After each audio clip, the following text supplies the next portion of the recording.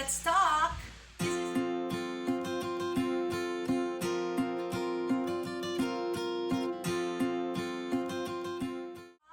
This is Felici, but without Donna, because we're quarantined, so we're separated. We can't do a video together right now.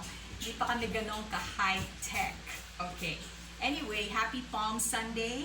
And today I want to share with you maybe some things that you can share or you can do with your family to make memories during this Holy Week. Some spiritual experiences that hopefully will deepen your connections with one another. Sabi nila pag spiritual yung experience, mas malalim daw yung bonding. Okay. So, what experiences are these? Now, before we get there, I was not aware before that Jesus actually commanded us to remember His death and resurrection. Parang mas madali kasi maalala yung birth niya, di ba? We all look forward to that. But actually, it is commanded in His Word. And also because we have been somehow trained na pag Holy Week, it's really more of recreation rather than remembering, di ba? Well, at least that's true for me. Maybe not for some of you, but that's how I was. When I realized it was something that He wanted us to remember, I tried to find out how it can actually happen in our own families. And these things have worked for us, so I want to share it with you today. So let's obey by remembering, okay? So what's the first experience? Washing of the feet, okay? I know that during this time, we are actually doing that, okay? From head to foot, nag-disinfect po tayo because of this quarantine. Pero hindi po yun ang ibig ko sabihin.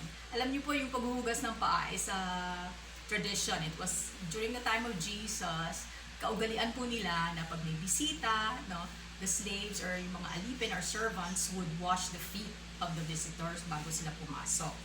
And actually, Jesus did this with His disciples. He washed their feet, no?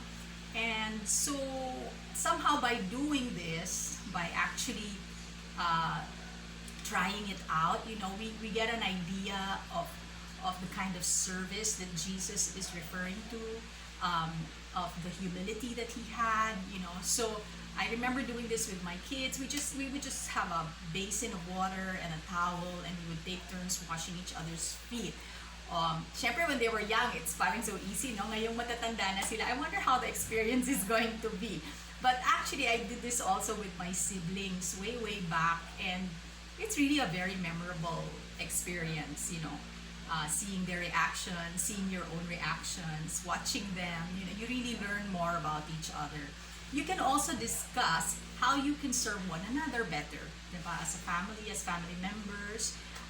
You can also actually discuss how you can serve people you don't necessarily agree with.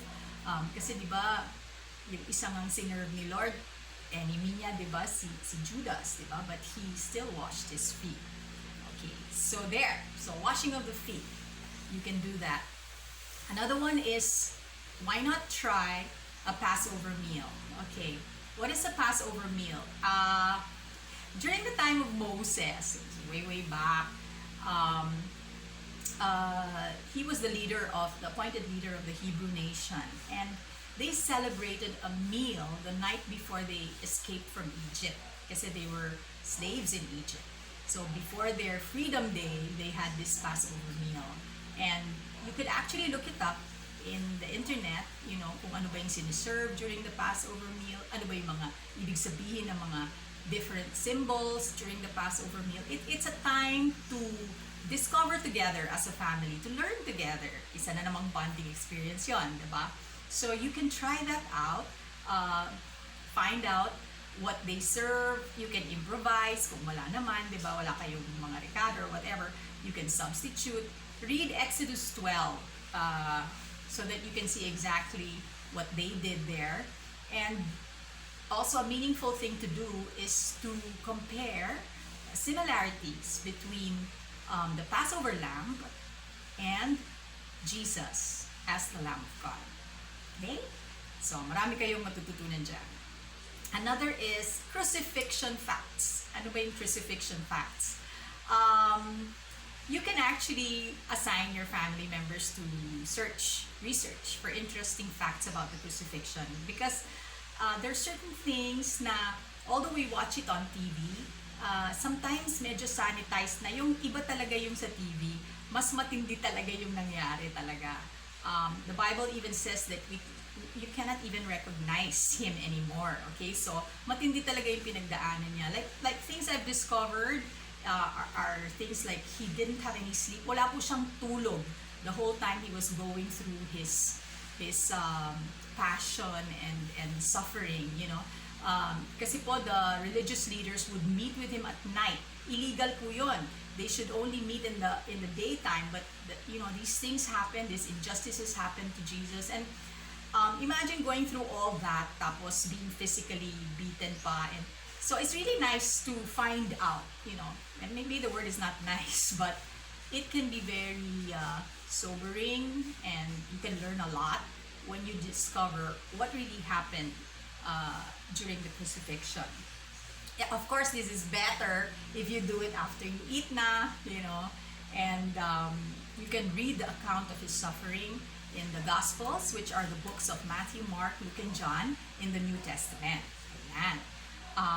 Another thing you can do to sort of like bring home the experience is, we did this also before, and nakakaiyak.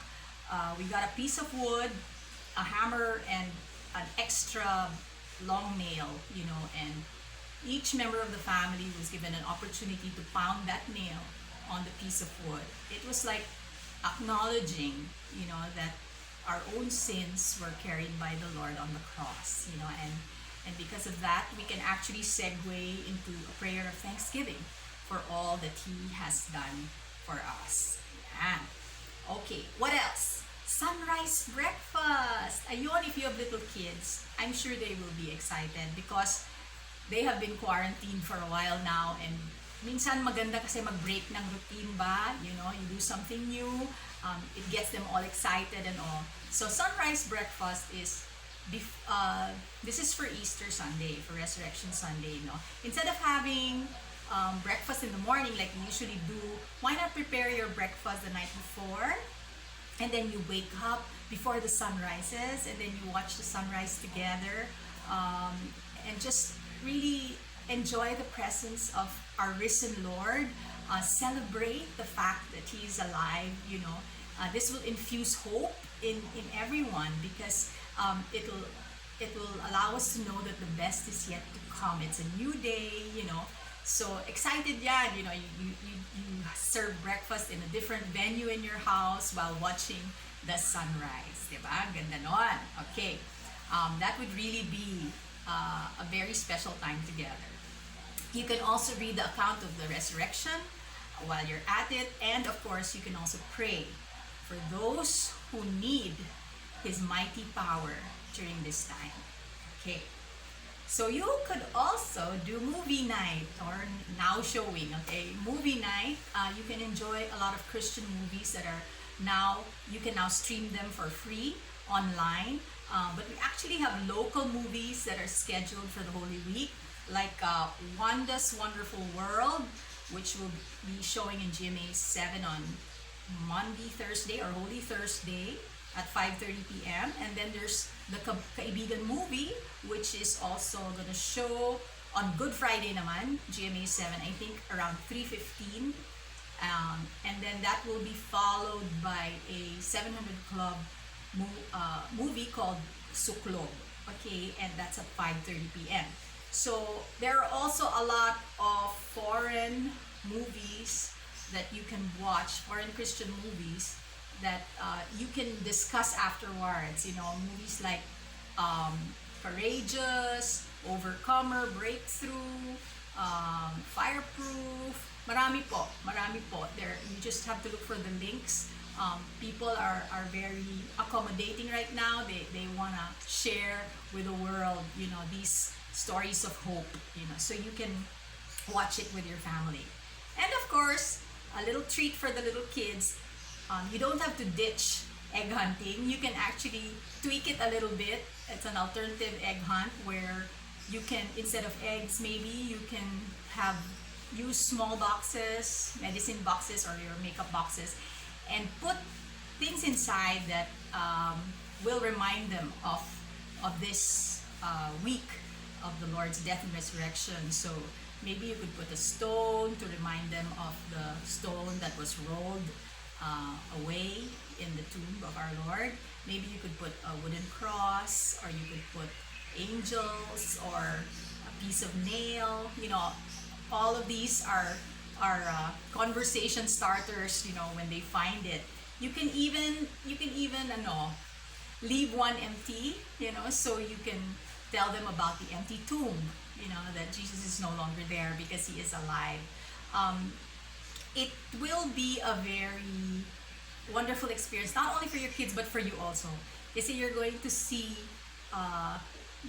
their own observations. You know, seeing this whole Holy Week through their eyes, and you will learn more about them. And sometimes very precious po yung mga perspectives ng mga bata, di ba? And that would be something that you will cherish for a long, long time. It's better to start them early in their own knowledge and relationship with Jesus. Okay, so I hope all these activities prove to be fun and fruitful and productive for you guys. I know it's not easy to be quarantined, but this is not only not for the homeschool moms. I mean, these are dads. These are also ideas for the quarantined moms and dads, diba? I really, really hope that our families will be closer, you know, and tighter after this whole thing passes. Okay, and so thank you, advance happy Easter or happy Resurrection Day to everyone, and of course to the homeschool parents. As always, makakamit kung hindi mag-quit. God bless.